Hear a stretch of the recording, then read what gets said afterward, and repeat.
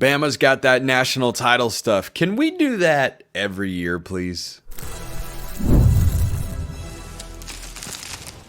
You are Locked On College Football, your daily podcast on all things college football. Part of the Locked On Podcast Network, your team every day.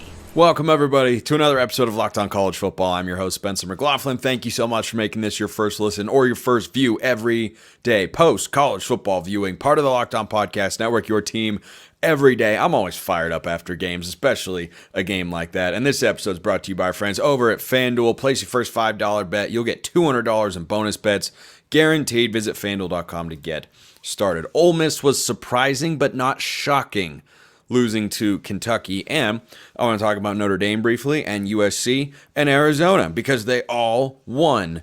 And I have thoughts on each of those wins. But game of the year already? Look, it's early. October 12th still has to happen. How much better of a football game could you have had? Alabama can win the national championship. I'm sorry to all of you who wanted the Tide to go away. Kalen DeBoer is too good. He is way too good. That offense in the first half was not just in harmony. That was a 300-man symphony without a note that was misplayed. You had the brass sounding beautifully delightful, but not overly forceful. You had the wind instruments complementing everything that went on, and it was just chef's kiss. It was an incredible offensive display. Oh, by the way, they were doing it to a team that hadn't allowed a touchdown this year. If you didn't watch that and think to yourself, I, as a college football fan of a team that wants to win a national championship, should be terrified of playing Alabama, I can't help you. Because you should be terrified. I said going in, they win this football game. Kalen DeBoer, year one, this guy's really good. And he's really good. And he and Jalen Milroe, I wondered how it would fit. I didn't doubt, I questioned. Because he's not a traditional pocket passer. And guess what? Kalen DeBoer has crafted an offense that both maximizes Milroe as a passer and incorporates his legs. Their quarterback runs are art. They are hard to defend, and Milroe is just flat out the best athlete on the field. He is awesome. He was my preseason pick to win the Heisman Trophy. Feel pretty good about that pick right now. Although I picked Bama to win this game, and I felt good about that pick at the half. Did you think Kirby Smart stunk? Did you think, let me make a plea to Greg Sankey here. Make these teams play every year. I don't care how many fans in Athens or Tuscaloosa or anywhere in the country where Bama and Georgia fans are congregating. If their heart rates were elevated through the roof, give us that game every single year. Please and thank you. Make it happen, Mr. Commissioner, if you happen to listen to or watch this show. That's the first thing. Here's the second thing. Did you think Georgia all of a sudden stunk? Did you think the Bulldogs, that was not about how bad Georgia is. That first half was about how good Alabama is. The fact that Georgia had a lead in that game when Alabama played perfectly should also remind you that if I were an AP voter, of which I am not, or if I voted on the playoff, of which I am not, and let's say the playoff rankings came out next week, I would not put Georgia outside of the top 5. Georgia threw, I mean, how many times did Georgia, now Alabama was sloppy in this game, gave the Bulldogs first downs on fourth downs, but Carson Beck with 3 interceptions, Georgia couldn't run the ball worth a lick, 3.1 yards a carry as a team, and of course they had to throw because they were down the whole time. Beck winds up going for 439 and 3 touchdowns because that's what was required. And is Ryan Williams the best true freshman that we have seen at the wide receiver position in recent memory? Gosh almighty, he could be. He absolutely could be. This is such an impressive win from Alabama. I in no way, shape, or form, especially after the second half, was my takeaway, or is my takeaway, that, well, Georgia's just a little overrated. Georgia just doesn't have it this year. No, they really do. I know they almost lost to Kentucky last week. Does Kentucky suck? Clearly not. I'm not saying they're great. They aren't. They clearly don't suck. And it was a road game, and they played them tough, and everybody has an off week. Alabama will have off weeks this year. They will lose, I think, at some point this season. No one plays their best football every week. And Georgia played one half of crappy football. And then all of a sudden, they figured it out. It's almost like you had two high-level head coaches. It's almost like you had two high-level teams with a bunch of NFL players on both sides of the field playing a ridiculous football game. And when Ryan Williams hauls in a 75-yard touchdown after Georgia goes down and takes the lead, I know Carson Beck threw an interception to end the game. The first interception he threw on the screen pass was the wide receiver's fault because there's supposed to be a guy there. You throw it to a spot and you know, hey, you're supposed to come back, catch the screen pass. If he does, might have been a touchdown. Instead, it was an interception. Carson Beck did not have a great game. He didn't. I know he threw for a bunch of yards. This was not a great game from Carson Beck. He didn't get a lot of help from his teammates, but he showed you that he's still got that it factor and it can show up. He didn't make the play on the last sequence. He made the opposite of the play. He allowed Alabama to make the play. By the way, for those of you that are in the high school recruiting doesn't matter, the portal is all that matters, it's all anyone does camp. The two guys that sealed the game for Alabama, 75-yard touchdown, Ryan Williams, true freshman. The DB, whose name is escaping me at the moment, that intercepted Carson Beck in the end zone to seal it, true freshman. Couple of freshmen out there making plays for the Tide. That's mighty impressive.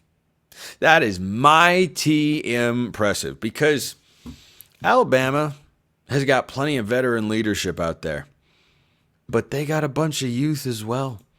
They got a bunch of youth as well. Zabian Brown, that's the name. That's the guy. I just can't get enough of how good this football game was. How are those teams not playing every single year? That might have been my biggest takeaway, aside from Kalen DeBoer in Alabama, already right here, right now. That offense, incredible. Defense in the first half, stifling. They forced turnovers. They won the line of scrimmage. They didn't let Georgia run the football. And then in the second half, wait for it. Why is this surprising? Oh, wait, it's not. Carson Beck and the Bulldogs made some adjustments and got their offense into gear. Incredible football game. I'd keep Georgia in the top 5. I don't want to see them fall out. I want Ole Miss out of the top 10 because they lost at home to a Kentucky team that they should have beaten. I don't want Georgia out of the top 5. Because in no world are there 5 football teams, I think, that are better than the Georgia Bulldogs. They showed a lot in this game. They have issues. There's no doubt about it. Could have lost to Kentucky. Bad first half against Alabama. I do not expect this Georgia team to roll over. I do not expect this Georgia team to lose another regular season game the rest of the year. I am sticking with my preseason prediction for the Dogs. I think they go 11-1, and we get a rematch of Georgia-Bama in the SEC title game. Sign me up for that. Also, quick side note to the 12-team playoff fans out there. This game was big. It was huge. Did you know it could have felt even bigger if you had a 14 playoff? I'm just saying. I'm just throwing it out there. It was still fantastic. I'm not trying to ruin the moment. Just want to let that take simmer.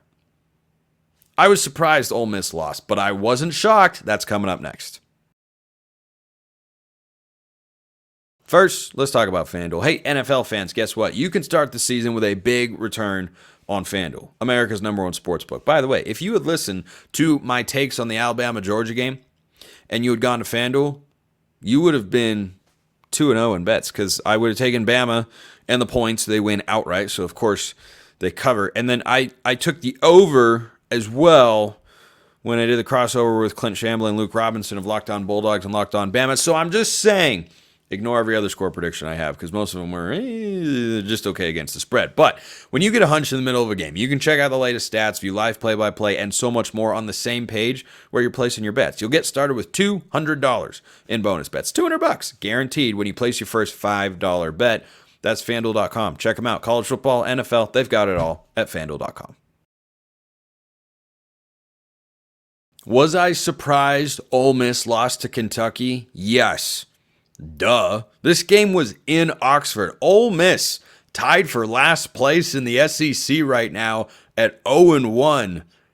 Kentucky, who almost beat Georgia last week, goes on the road and wins in Oxford. This is not a good look for Lane Kiffin. Not a good look. Before you know it, if Lane Kiffin delivers another couple duds, those comments that I get when I talk about Kiffin going to Florida will turn from Kiffin would never go to Florida to we want Kiffin to go to Florida. We don't want him here anymore.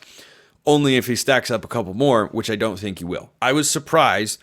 I didn't think Ole Miss would lose this football game. Thought they would win big. I was not shocked. There's a difference between those two things. The surprise is, whoa, that actually happened. Shocked is jaw on the floor. Okay, surprise is Ole Miss loses to Kentucky. Shock is Georgia had the lead in a football game against Alabama in a game where they trailed 28-0. That's shock, okay? That is my jaw is on the floor. I'm in disbelief at what is taking place in front of me right now. So the reason I'm surprised, not shocked, is that Lane Kiffin has had a tendency in his 5 years at Ole Miss to deliver a dud every now and then. To have a game in which he loses and you go, wait, why did that happen? I can't explain it all the time. Why did the Ole Miss offense struggle? I don't know. Kentucky kept Georgia in tech. Mark Stoops, pretty good defensive mind, clearly. Ole Miss didn't have a good day. Didn't run the football well. Jackson Dart, 18 of 27, 261 in a touchdown. It wasn't happening. Kentucky played better. They outplayed you on your home field. Fans went home unhappy. If you go back before the season and go to my record prediction segments for every team, I predicted Ole Miss to go 10-2. Spencer, where'd you have those losses coming? I'm so glad you asked.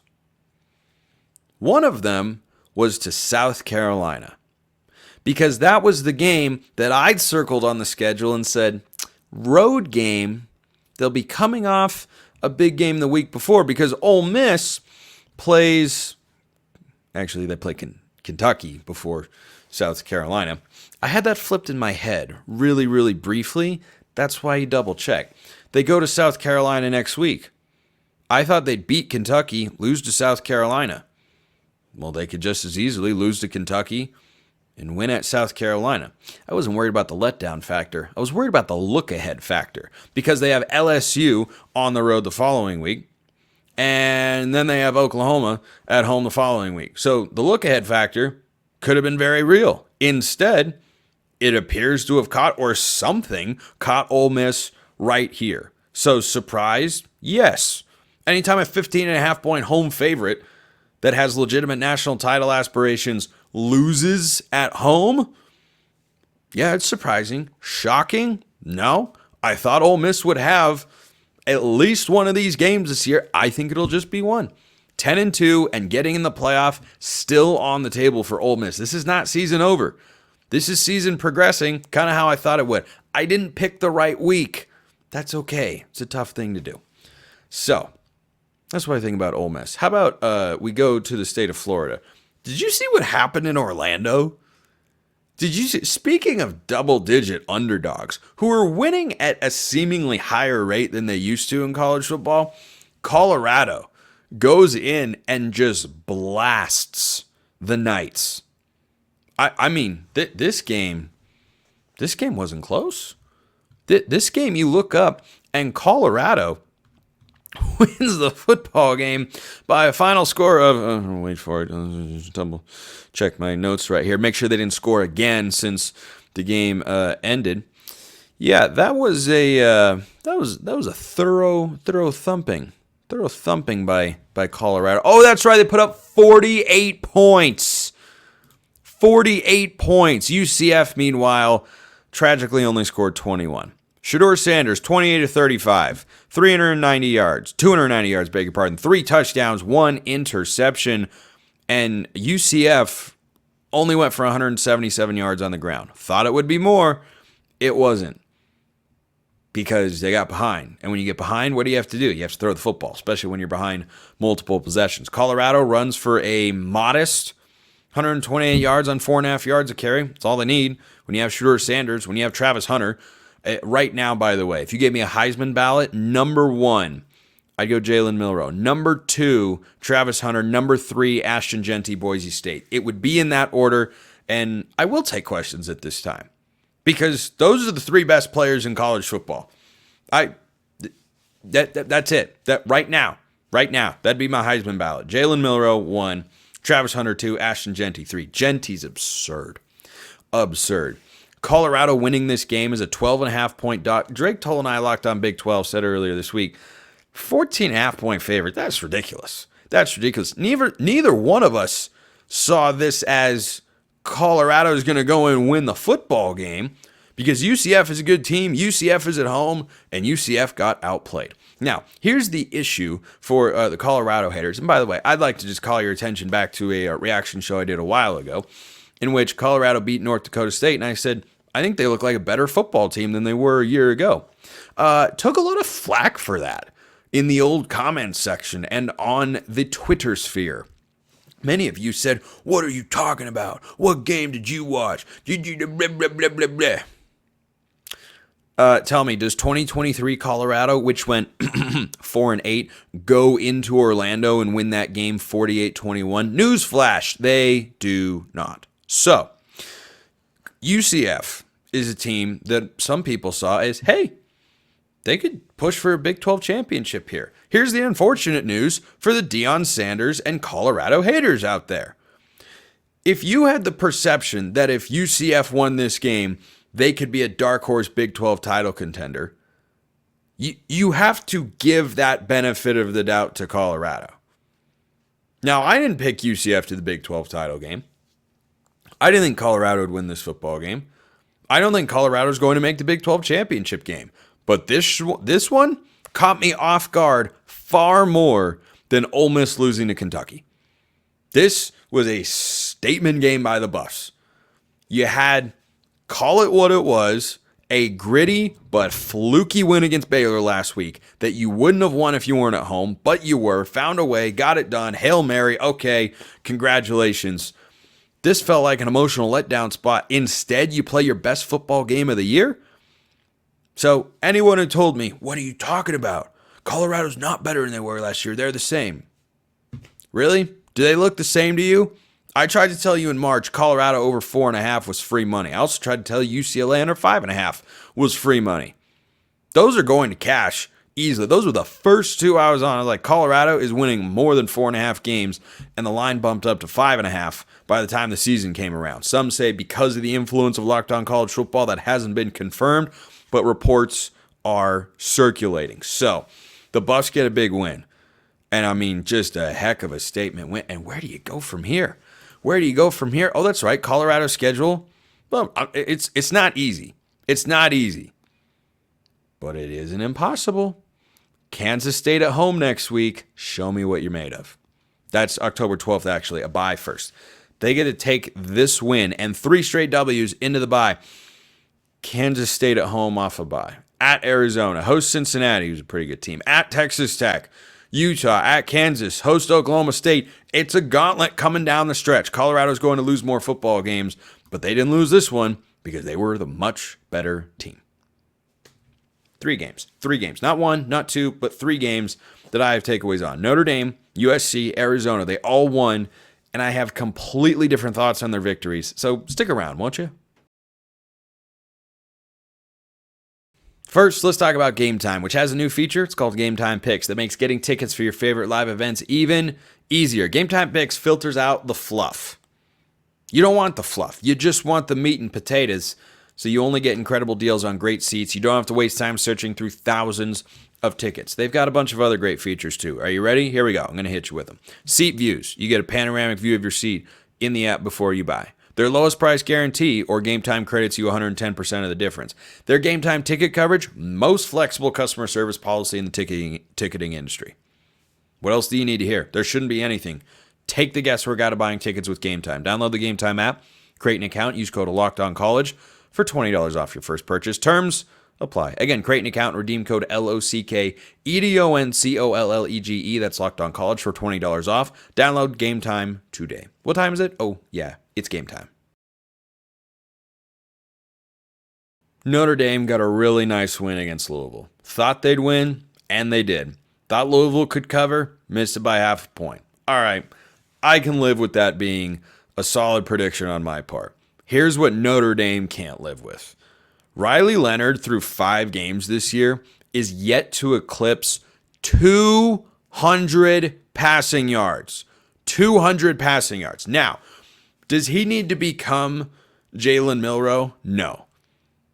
Does he need to go for 300 in 5 straight games to give me confidence in the Notre Dame offense? No, he does not. That's not the Notre Dame formula. They take on the identity of their once defensive coordinator, now head coach, which is we're going to be physical, we are going to be tough, we are going to play great defense, we are going to run the football.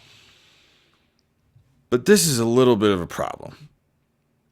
In order to succeed at the highest level, Notre Dame only had 117 rushing yards, by the way, still found a way to win. In order to succeed at the level that Notre Dame wants to succeed at, which is make the playoff, compete for a national championship, if you're going to have a quarterback that throws for under 200 yards a game regularly, that's fine. We actually saw that work last year. Its name was Michigan. When you watch this Notre Dame team, which is a good team, not a great one, I don't think, but a good team and a playoff-capable team. Notre Dame saved their playoff hopes with this game. Do you see Michigan of last year? I see a good football team. I don't see Michigan from last year. So either the passing game with Mike Denbrock as the OC and Riley Leonard as the quarterback, either that has to improve, or this is going to be another Notre Dame either coming up short of making the playoff, which will tie back to the NIU game, of course, or they'll get there and they just won't be able to score enough points. That's what it looks like to me. Riley Leonard has not been as good as I thought he was with Mike Denbrock in the passing game. It needs to improve. It needs to improve. Now, the good news for Notre Dame is their schedule continues to lighten up, and they don't play a real opponent until Navy on October 26th. Did you see what I did there? Did you see? Now, they have Stanford and Georgia Tech in the next 2 games. They will be fine in both of those contests, I presume. But did you see what I did there? Navy's undefeated.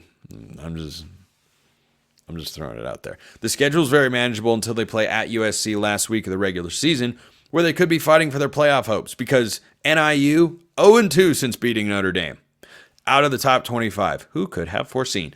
Meaning a loss to the Huskies could keep Notre Dame out of the playoff. Their margin for error, the thinnest of any team in college football. Because they don't have a conference championship, 10-2, no way that's a guarantee. Possible you get into the playoff, no guarantee.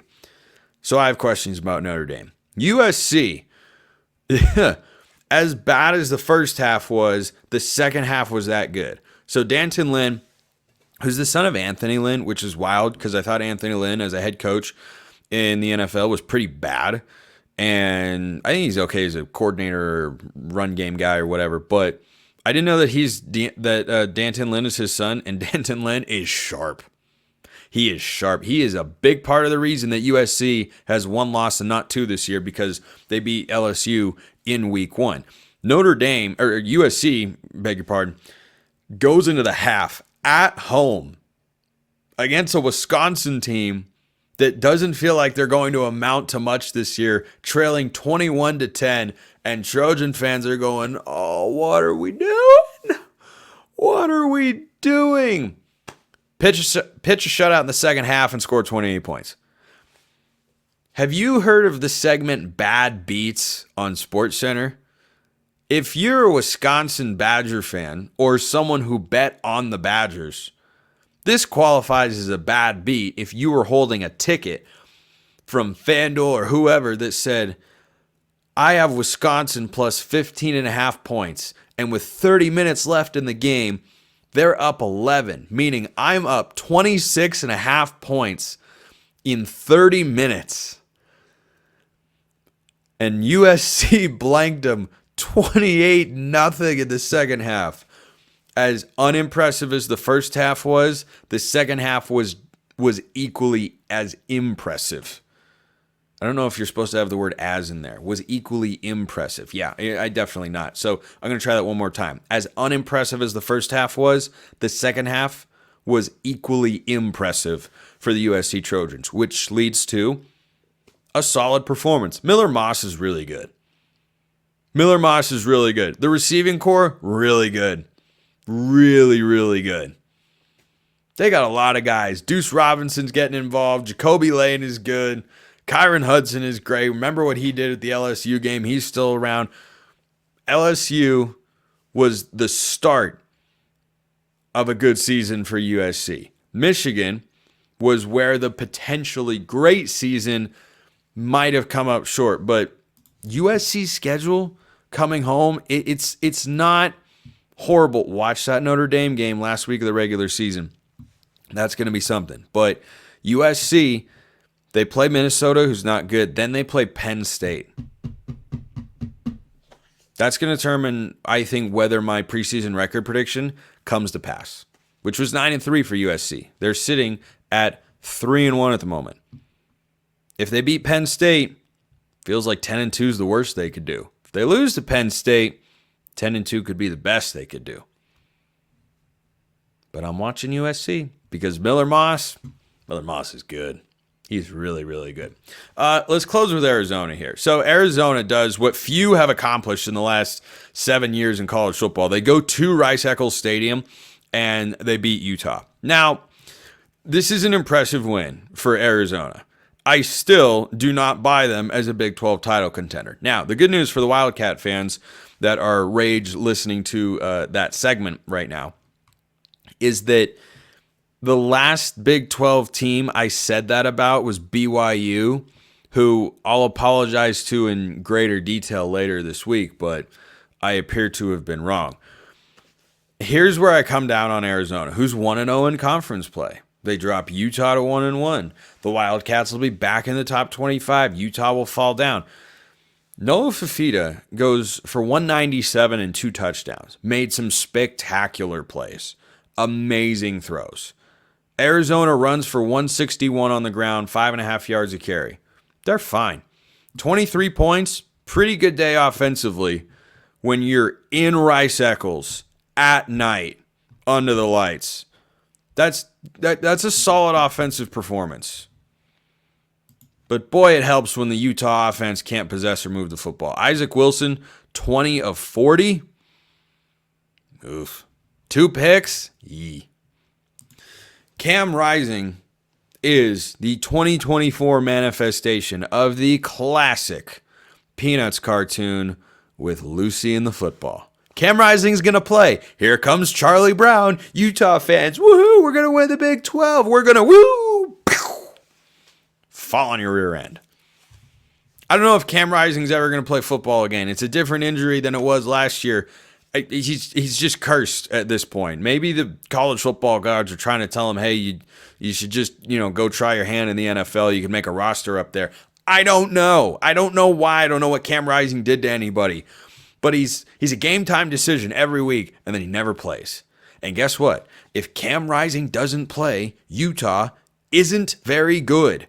They're not bad, but I saw them last year. They were an 8-4 team, not a conference title contender. So it's an impressive win for Arizona. It is not even close to the same as beating that Utah team with Cam Rising in there. This is the same Arizona team that went to Kansas State and got run off the field. The good news, that wasn't a conference game, so they're unbeaten in Big 12 play. I still don't buy Arizona, though I will give them full credit for going in there and putting up 23 points. There are a lot of places in the country that can't go into Rice-Eccles at night and put up 23 points. But there are plenty of teams that can hold the Isaac Wilson-led Utes offense to 10 points. Appreciate everyone listening. I will see you next time, and until then, hope you have a wonderful rest of your day.